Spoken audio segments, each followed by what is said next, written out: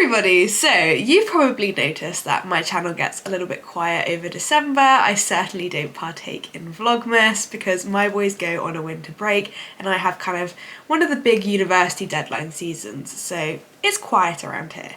However, I really wanted to kind of finish the year up with a 2023 season recap. I feel like a lot of people have kind of joined me on this journey partway through the year, whether that's here on YouTube or Instagram, and it's been an actual real roller coaster, so I wanted to be able to look back and kind of say, here were the good moments, here were the not so good moments, and how to make that more interesting. The idea was born to maybe tier rank every event that I entered this year. I'm sure a lot of you are familiar with tier ranking videos. They exist in all corners of the internet. People will tier rank anything, I feel like, from favourite movie characters to favourite books. I'm going to be doing that with the events that I entered.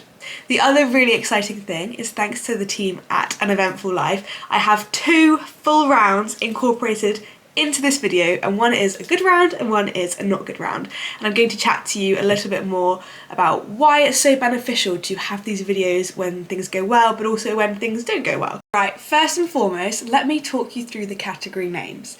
The top one, the best one that any event could possibly fall into, is this might make a top 10 life achievement, which is possibly setting the bar quite low, but you get the gist. The next one is a good day in the office, where things kind of came together and went better than I would have anticipated. The next one is about what I expected. I mean, for me, when I go eventing, the baseline is that some things will go well, but some things won't because they're horses, they're animals. So this is days like that, pretty meh days. The next one is this made for a rubbish lorry ride home. Those are the days when mistakes were made and the journey home with mum was a bit awkward because I had to face up to the fact that I had made some mistakes. Then we've got so bad, I tried to forget this one even happened. So that's for the really bad events. I'm hoping not many will fall into that category. And finally, a literal non-starter, because 2023, I feel like, especially Atty, but both of my boys to an extent, have been massive victims of missed events because of the weather, rain, wet ground, etc, etc. We faced so many cancellations and I haven't actually sat down and worked out how many, so I think that will be another interesting kind of sub-finding of this video. Exactly how many events did we miss? Without any further ado, I think we should just roll straight on into it, and the first couple of events are going to be pretty quick and easy to get underway because Osby, the first event of the year, I was meant to be going to do the 90 with Star. The idea was that Star was going to start his season about a month before Atty, really just get the ball rolling after. So a little bit of context, maybe we take a step back. Star only did a handful of events at the back end of 2022. He was coming back from injury and the idea was, let's get him out really early in 2023 and really give him a nice full season because he was doing so well at the back end of 2022. The weather had other plans. Osby goes straight into, ooh, she can't work a mouse, a literal non-starter. I think we had snow on the ground, or we definitely did like 2 days before the event. So I saw that one coming. It wasn't really a surprise. And I could take that on the chin because I feel like when you go eventing in March, maybe it's to be expected. So we rerouted. We entered Aston and yeah, I thought that one will go ahead. Aston never cancels. It can do 2 out of the 3 phases on a surface. The snow melted away. And then what did we have? Loads and loads and loads of rain. And so that one also became a literal non-starter. Next up, we entered Goring, which is my most local BE event, I want to say, or perhaps there's a couple that would be pretty similar, but one of my most local BE events. It's been off the calendar since COVID, I think, because they've been restructuring the site and kind of having, post-COVID changes. So was really excited for this one. I think I actually went, do you know what? Forget getting Star out first. Let's enter them both. Let's go straight in. That one became another literal non-starter. So we were 3 for 3, no runs. I was thinking this is not a good start to the event season. Next up, we finally did manage to get out eventing at Oxtalls, but this is probably going to be one of the hardest ones to place because what a day it was. I have to say, of all of my vlogs to watch of the season, if you want a chaotic one, it's probably got to be Oxtools. So Oxtools is actually quite a long way from us. It's like 2 hours, and we took both boys because at this point we were just desperate to get a run in, and we'd been in the box for just shy of 2 hours. We were 10 minutes from the venue when our tyre blew out. So we were on the side of the road, stuck. We had this really loud bang, and yeah, the tyre had gone. Nightmare. So we managed to really luckily, with the help of the AA, get the box into the university car park for the Royal Agricultural University, because we just happened to be near there, which means the boys could come out and stretch their legs. But it was not straightforward, like fixing the tyre. It took the AA man several hours to get to us, and then he didn't have an appropriate tyre, so we had to drive about an hour to go and get one and come back. So by that time, things weren't looking great. I was thinking, we're not going eventing. So I rang up the organisers, I explained what had happened, and they were like, look, we just can't fit you into the 100 with Atty. It was meant to be running in the morning. Unfortunately, I was going to have to let that one go. Gutting. But they did very kindly move me on Star, who was in the 90, to the very end of the day. And we managed to get a run in, and that run was average, I would say. I always expect a bad first run of the season for Star because he finds it so exciting. He's so happy to be back out. So from my memory, we did like a 34 dressage, but I thought that was really generous because there were moments of excitement, and the similar sentiment with the show jumping, and it was a nice cross country. We were HC, but I think we would have just about scraped a top 10 otherwise. Atty stood on the books all day, poor boy, just to go back home, and probably wasn't that pleased about that. So for that reason, I think that one's gonna have to go into this made for a rubbish lorry ride home, because although Star was a good boy, there were still things that needed improvements, and actually the whole day was fairly traumatic. But oh well, we were off eventing, you know, we'd started the season, what could possibly go wrong? Next up, a few weeks later, off to Solihull, just Star in this one, stepping up to B100. I went up the day before to see the course, and you know what? It was really solid for 100. It wasn't like a nice gentle course, but it was also running the day before the actual same class, so I got to watch people jump it. It filled me with confidence. I thought, great. Went home, platted Star, got up early the next morning. Do you sense where this is going? It was cancelled. I don't know why, because the ground was so good when I went the day before, but I think they must have started to have rain a lot earlier up there than we did home here, and I think they were forecast a lot of rain. But that was fairly gutting because I felt like we were in the right place to be tackling in 100. So as you can see, so far the category with the most in is a literal non-starter, and I really thought that Goring unaffiliated was going to end up in that same category. So we entered the horse events Goring, desperate for a run, both boys, but on separate days this time. And the week beforehand, it just rained and I was waiting for that text message, you know, that it's not going to run. But it actually did run. They took a few fences out of the cross country because ground in certain areas was wet, but they put on an enormous effort to still run, which was massively appreciated. Day one, took the main man, Atty, and he was so excited to be out. I hope that I still have that shot of him, like, literally, like, scraping the air at the end of his dressage test. He was like a little firecracker all day. A little bit too much so, maybe. I really thought his dressage was good, actually. The judge did not agree. I think we got 36 and a half. It wasn't where it should be for us at 100 level. And then in the show jumping, I was riding a little bit backwards, and because he was so like fresh and excited, he had a moment down at the bottom of the arena where he just spun around. He was like, leave me alone, let me get on with it. And we had a pole, so we actually finished the show jumping with 8 penalties, which is, you know, again, at 100 for Atty and I, not where we want to be. But the cross country was really good, actually. He was such a good boy. He's really good in all of the deep ground, and yeah, it was a solid start, and I needed that because we came back the next day with Star in the 100, and I don't think I would have run Star if I hadn't run Atty the day before, because I'm a lot more worried about how he's going to find the ground. But something no one was expecting, we went and did a dressage test that I thought was quite nice. I definitely said on the vlog I wasn't happy with this and I wasn't happy with this. Score came in 28.25, I think. I think, this is testing my memory, it was definitely 28 point something, which, if you've been following my journey for a while, you will understand just what a huge moment that was for the horse that often is getting 40 dressages. I think that probably was the highlight of the whole weekend. He jumped a really easy clear in the show jumping and absolutely flew around the cross country. He was super keen. He made 100 feel very easy, although we've acknowledged that a couple of the most challenging 100 combinations were taken out because of the wet ground. And definitely finished, I think he finished in the top 4 maybe. So this one's hard to place because it's probably gonna have to be about what I expected, because although Star was absolutely amazing, Atti's day was quite disappointing, and I think that's probably what you come to expect with horses. They're not all gonna have the most amazing day at the same time, basically. So it's a shame, my first few events of the season, and we've not got any in the green categories, but we move.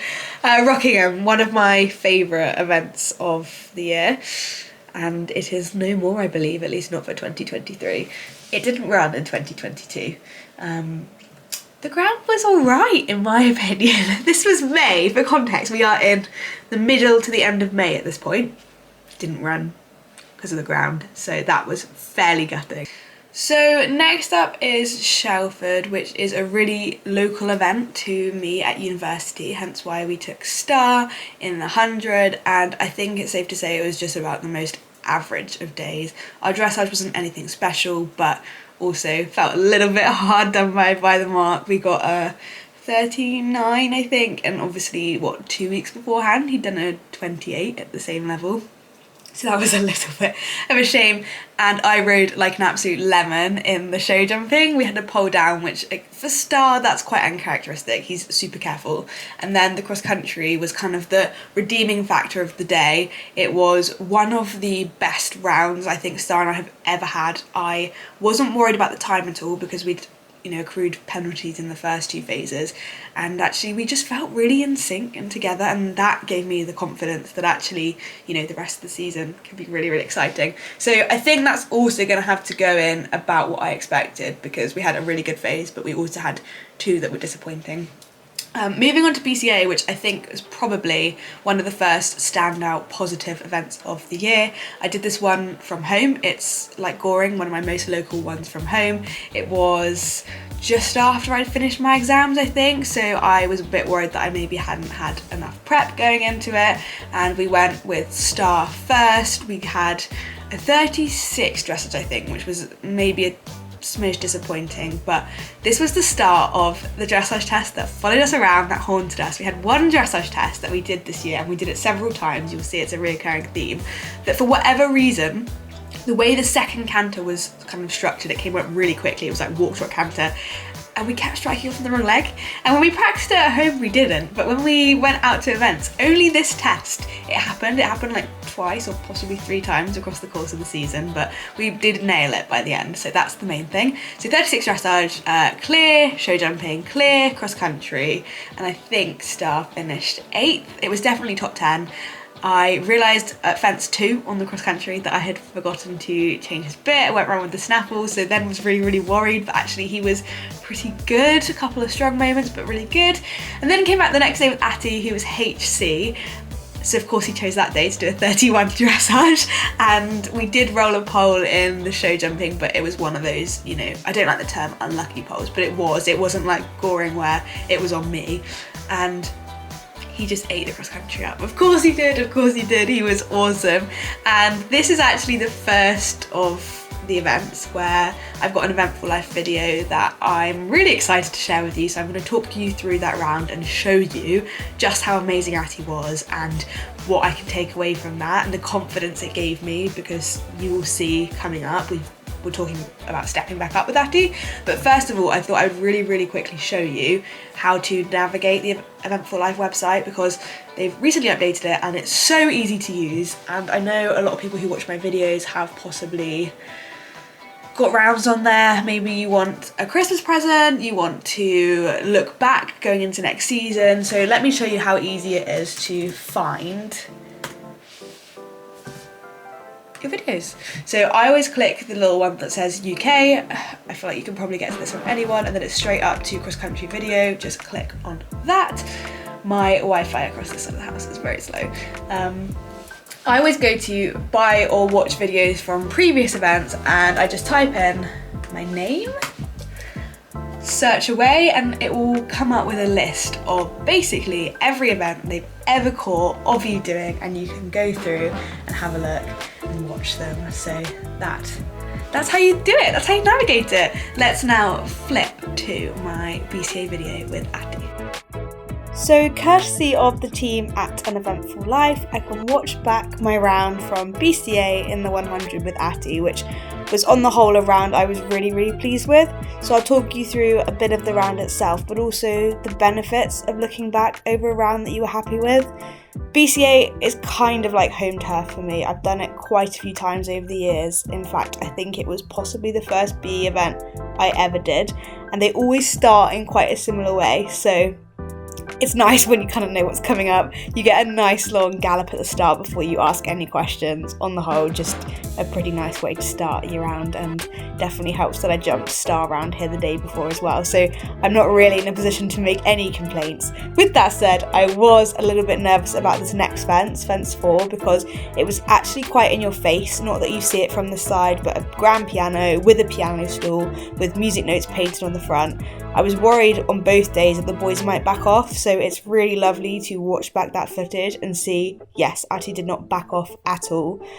First combination out of the way, and again, looking at how confidently he handled that, the way he was looking for the flags, is really revealing for how the rest of the round's going to go, that he's switched on, he's focused, he wants to be doing it.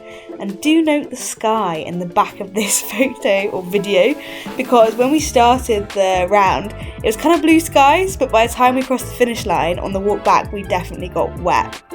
This combination was 3 really long strides that I was worried Atty wasn't going to make, which is another place where looking back over that footage and actually watching how easy he made those strides work is really quite a positive thing, because I know that in future I can ask him for those long strides. I don't have to say whoa and add.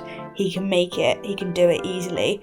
Another nice thing about this round is that it contains all sorts of different combinations. We've had steps up, we're about to have a step down, we've had multiple fence combinations. It's like seeing how he copes with all these things and looking back on it to see if there's any weaker areas, and in this case it kind of confirms that at the 100 level, as you would sort of hope for him, nothing's really phasing him.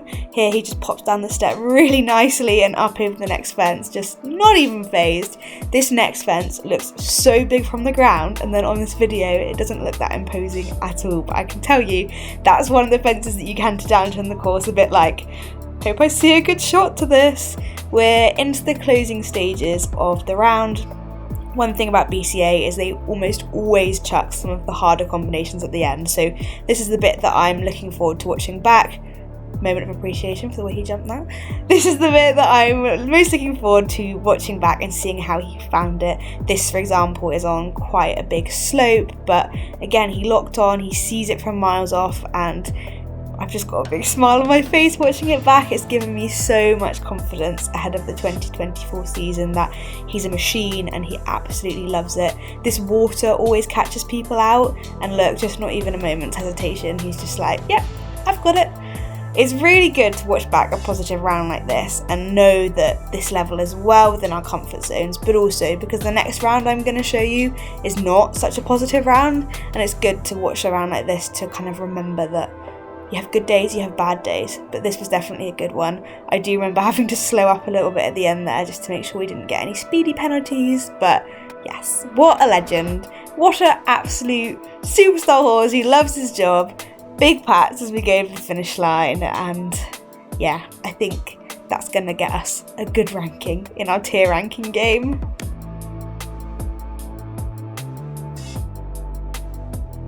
So with that round and with both boys' performance across the weekend, I think we have our first a good day in the office. It only took us till June, but it's always nice when your local one goes well.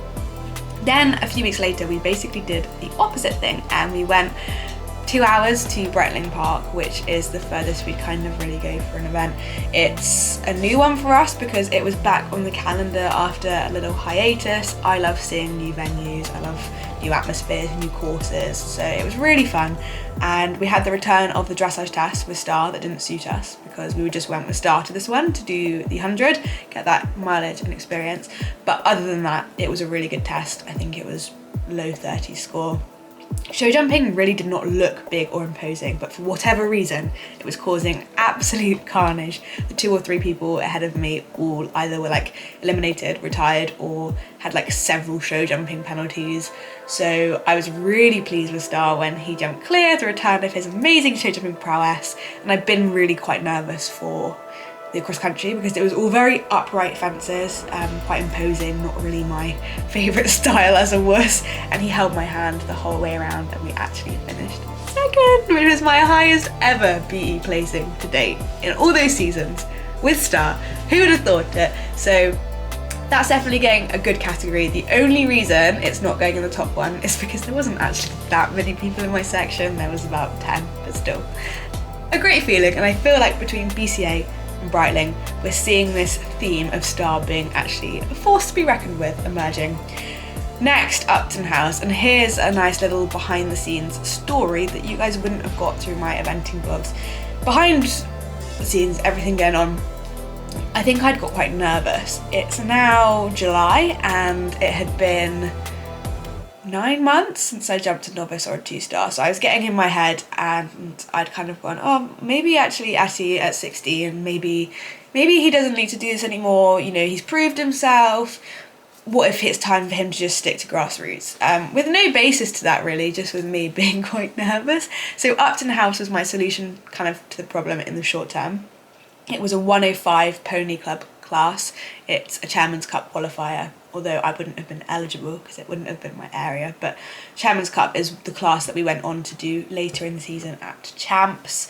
So wanted to go and do that as like a warm-up for a novice to see how we felt. We are in July at this point. Can you see where this category is going? Atty never got his run because it cancelled because of the rain. I did go and walk the course the day before and the ground was actually really boggy, which I was thinking, how is this possible in July? But yeah, it didn't run, which meant we were straight in to the novice at Aston Le Walls, and historically that's been quite a soft novice.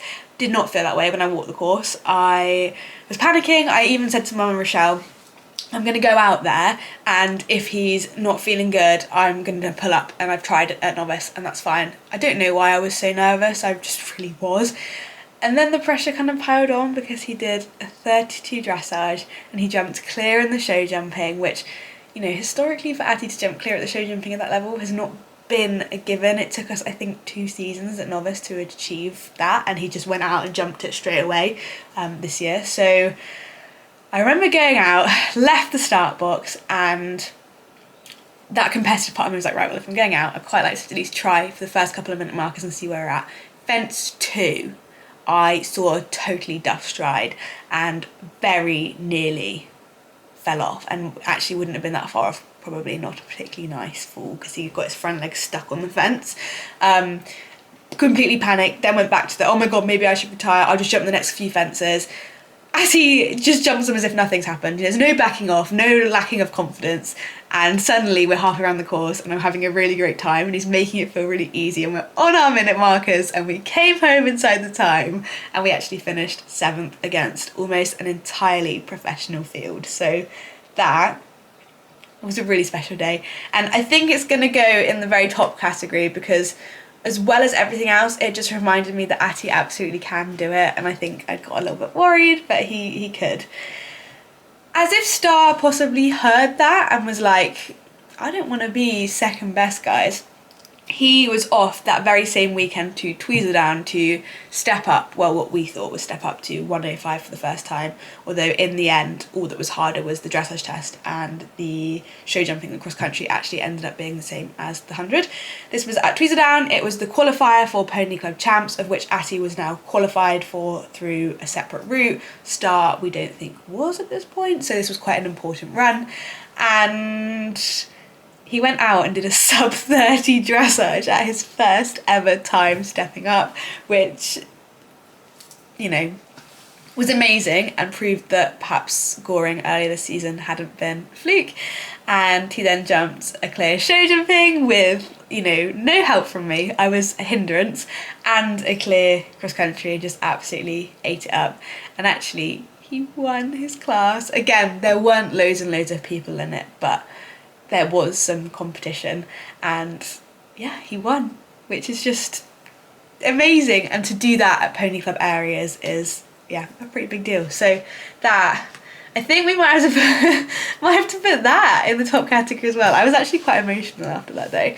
So next up, we are moving on to a 2-horse stay-away show. And the first thing that we noted is we learnt a lot about how to manage having both boys at a stay-away show together, because they were put in stables next to each other and it did not suit them, because they just became really attached in a way that they usually aren't to that extent. And kind of taking one away was painful. It meant that Atty was uber elevated and excited the whole time, and actually meant that we did a test I was quite pleased with, because it was nearly a 2-star test basically. It was kind of novice, but it was difficult novice, if that makes sense. And he did a 34. I actually, you know, I looked at it and was like, if that had been a 32 or a 33, I would have not been like, wow. Whereas Star did the opposite. Star did what I thought was a really diabolically bad test. We just didn't hold it together. It was so tense, and we got a 36. In my mind, there was more than 2 marks between those tests, but we get happy that they liked Star, I guess.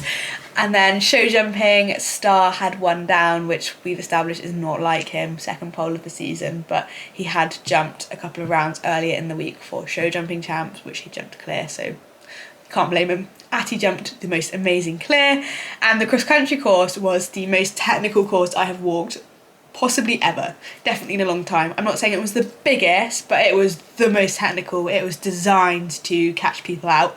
So I was thinking at least something's going to go wrong here. Went round on Star first because it was reverse order. He gave me loads of confidence and actually ate up the technical bits so well. I just wasted a bit of time because I had to set him up so much for those technical combinations. I really had to get him back because there was really sharp turns and he was quite excitable. So we came home with a few time penalties, but the confidence that gave me to tackle the course on Atty, especially because Atty was going a bit crazy. If you've seen the vlog, he was so excited to get underway that he was spinning around outside the start box, except our time had started like 15 seconds ago. And I was panicking, going, is this it? Are we throwing away our chance at a top 10 finish? Because my horse is too excited to get in the start box. But because it was only 100 speed, once we got out of the start box, I could move him up a little bit. Obviously, we know he had just made the time at a novice event, and oh my goodness, was he incredible. He came home inside the time, and he actually ended up finishing 7th out of about 60 people at the championships. And the cherry on top of the whole thing was that both of my boys were on the Area 12 podium, which means they were both counting scores, which is just the best feeling. So I was really, really pleased with that. I think that's going to go in a good day in the office because we established the dressage wasn't perfect. We had a pole in the show jumping, but the overall sentiment was good. Also, maybe just the jarring experience of having the two boys stabled next to each other. On to Shelford 2, which I actually can't remember, so I'm going to pull up very quickly my phone. I don't know why I can't remember Shelford 2. I know it was, let's see, what did I write? I said another top 10 finish for Star, picking up 6th place at Shelford today. Still not ringing any bells, can't remember it. Oh, remember we weren't very happy with my dressage. We had a 37, which, considering we just had a 36 at a novice test before, we were back at 100, not the best. But a double clear, so, oh, but I've written here, that certainly was his clear. Not a credit to me.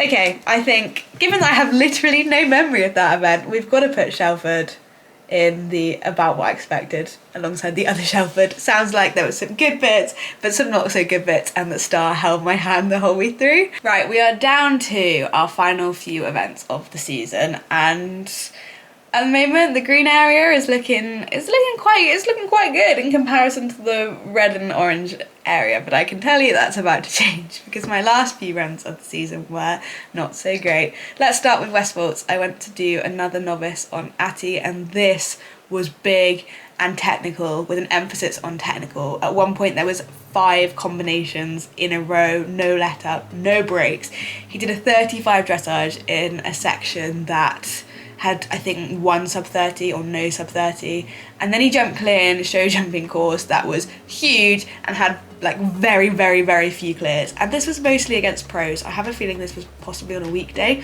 so pros out in full force, and then my little Atty. And we knew not only that he had a chance for a top 10 going into the cross country, but actually, if things went my way, a medal position, which at novice it hasn't happened for us before, and it would have been such a credit to him and something that he deserved. He went out, he jumped amazingly. What did I do? Can we remember? I forgot the course. I got lost. I took a 2-minute detour around about 4 different fields trying to find my way back to the main course. Came home with a lot of time penalties. Found out that we would have been 2nd or 3rd. Finished 11th even with all those time penalties. That's how tough that track was. So I think that's going to go in. This made for a rubbish lorry ride home. I'm going to have tried to block it out of my mind, so I could get away with putting it in the category lower down. But the massive positive was that Atty didn't put a hoof wrong that day. He was just amazing. Yeah, he was so good. Osberton, the one that I've been hyping up all year, the 1-star. Shortly after Breitling Park, we found out that Star was actually doing quite well, almost inadvertently, in this Agria B100 points league. So Shelford 2 was somewhat of a calculated decision that Star needed an extra run, and so why not make it at the final BED qualifier, which really kind of solidified our lead. We were in the lead going to this 1-star. Now obviously there was so much to consider about stepping Star up, from 100 to 1-star. It was definitely not a shoo-in that he'd find this level easy. We thought that the show jumping would be alright, but everything else was a bit of a question mark. Everything else went quite badly. We didn't get to show jump, so the dressage was just diabolical. I warmed him up the day before. I went to arena familiarization. He was chilled, he was good. We got in there. He just knew it was a big atmosphere, a big test, a harder test, and it went so wrong. I think there might have been a couple of tears. We definitely came away with a score that started with a 4, which we'd managed to avoid. I think at the start of the season I said if I can get through the whole season with no 40 or higher dressage scores, I'd be happy. Didn't quite make it. Cross country was really so difficult. The first 6 fences, and after that was like not that much harder than 100, so I felt that if we got over fence 6 we'd be fine with massive testing combinations at 4 and 6. We got there, but perhaps not in the most style. He was feeling so strong and so keen, and at fence 7 we had a little miscommunication about which stride to go on. He tried to chip one in where he couldn't really, left a bit of a leg, could have been a whole lot worse, but I landed on his neck, managed to cling on until we got through the water before promptly falling on my feet. Now, when I told you at the start of this vlog I was going to be reviewing, courtesy of An Eventful Life, a good round and a not so good round, I feel like I couldn't have picked any other round for my not so good round than the Osberton one. I would have been doing you all an injustice, and yes, there is new, closer up footage of my fall to follow. But before we get there, let's talk a little bit about the benefits of watching back around that didn't go 100% to plan, because it can be so easy to just dismiss it, ignore it, pretend it didn't happen, but they're so useful as learning tools. In this case, the first 2 fences are already telling me that perhaps something was gonna go wrong, because he's not particularly listening to me trying to establish a rhythm. He's running to the bottom of the fences, snapping his legs up, over jumping. It's not a very pretty picture, and I did consciously make an effort coming into this fence to slow him down, get him listening. I was already losing valuable seconds, which was, hard to kind of come to terms with when you are trying to be competitive, and I do think that this fence jumped so much nicer as a result of that, and it was quite a big, wide box, but After that, perhaps we slowly go back to being a little bit strong and a little bit not working as a unit. Again, I definitely set him up well for this because it was the combination causing the most issues on course. 30% of the field had to stop here. So yes, it's amazing he went clear, but also look at the way in which he went clear. He wasn't really listening to me. That wasn't the line that I would have picked, obviously, because it was Brush, we got away with it, but it's all very telling, isn't it? We're not a unit here in the way that Atty and I were in the good video, and I mean, that fence just confirms it. I really studied him up to the A element of this combination. I mean, you couldn't approach it any other way, but you had to slip your reins and let them jump big and how they wanted down the next element, which in hindsight probably was costly at this next fence, which is my fall, which I will show you twice, because I don't think I quite had him in the canter I wanted. We had a difference in opinion on strides, and there she goes. Oh, it still doesn't get any less hard to watch. Me bobbling off the side. Yeah, maybe I should have tried to sit that, but it was gonna happen at some point, wasn't it? I hadn't had a fall off him before this stage. There she goes, and the rest is history. So I was fine, other than the fact that I was gutted because I thought I had probably just thrown the whole league away by not being able to stay put. So that one, without a shadow of a doubt, is going in so bad I've tried to forget that this one happened. We did find out a little bit later down the line that actually, because the track was so difficult, we actually still won the Angria League, which I've touched on before, which was, you know, it kind of made that feel a little bit less painful, but yeah, not the best way to end the season. So what we decided to do, we've been having this big debate, do we go back to Bicton? What do we do?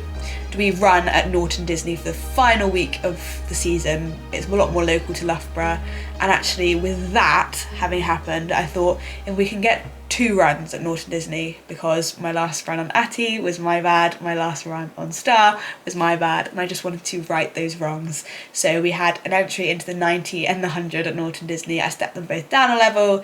Essentially, we're back to where we were at the start of the year, but I just wanted to end on a high. Went and walked the course the day before and thought, this isn't gonna run. It was like pretty flooded, and then it rained all overnight, and would you believe it, it didn't run. The final event of the season is going into a literal non-starter, which means that by far is the most populated category. There's been a real mix, hasn't it? I think the most interesting thing looking at this graph is that we missed a lot of runs, the weather got in the way a lot, but there are some positives to take away. You know, both boys really did shine this season, and most of the mistakes that were made this year were courtesy of yours truly, which is slightly gutting and definitely something to be worked on in 2024. But if you're new here, you are now up to speed with what my year looks like. You've seen some brilliant rounds from both BCA and Osberton, so thank you so much to An Eventful Life for that. We've talked about what you can learn from watching good rounds, what you can learn from watching bad rounds, and actually it's not going to be that long until we're back with some more event vlogs.